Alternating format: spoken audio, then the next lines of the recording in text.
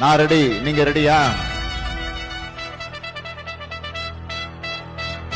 ஸ்டாலின் தான் வந்தாரு, விளம்பரம் பண்ணாரு. அதுதான் அதுதான் மக்களோட அழிவு. ஸ்டாலின் தான் வந்தாரு, நடு தெருவுல தான் விட்டாரு. அதுதான் அதுதான் தமிழ்நாட்டோ அழிவு.